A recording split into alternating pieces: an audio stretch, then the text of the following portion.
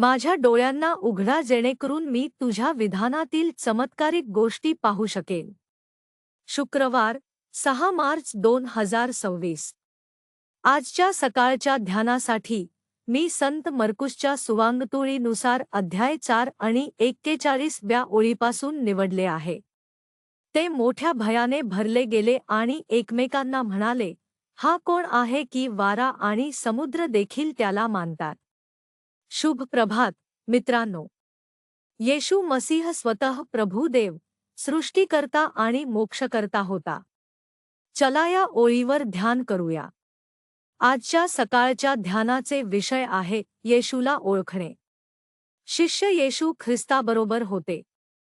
त्यांनी देवाच्या राज्याच्या सुवांगतुळीचे उपदेश ऐकले होते.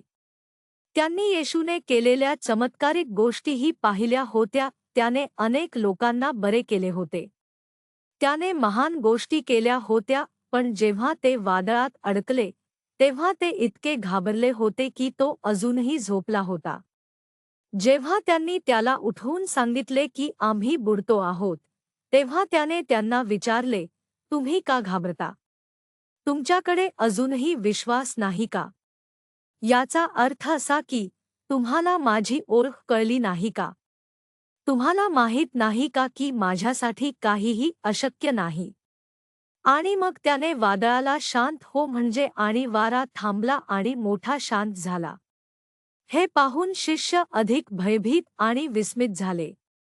कारण त्यांनी म्हटले, हा कोण आहे? वारा आणि समुद्र देखील त्याला मानतात. या पृथ्वीवर कोणत्याही मानवाची शक्ती लोकांवर किंवा काही गोष्टींवर असू शकते. पण निसर्गाच्या शक्तीवर शक्ती आणि अधिकार मिळवणे, त्यासाठी मानवापेक्षा बरेच काही लागते. जेव्हा त्यांनी पाहिले की त्याच्याकडे निसर्गावर म्हणजे वायावर आणि समुद्रावर शक्ती आणि अधिकार आहे, तेव्हा ते अतिशय आश्चर्यचकित झाले आणि त्याला कोण आहे हे समजले नाही. तो सृष्टीकर्ता होता. तो मानवजातीला वाचवायला आलेला होता. तो त्यांच्या प्रत्येक विश्वासू व्यक्तीला वाचवायला इथे होता. मित्रांनो, आम्हाला आमच्या प्रभूला ओळखायचे आहे.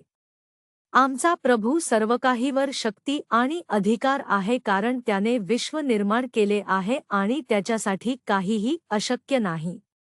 आणि आम्हाला स्वतःला त्याच्याकडे समर्पित करायचे आहे, त्याची उपासना करायची आहे आणि त्याचे भक्तीने दर्शन घ्यायचे आहे.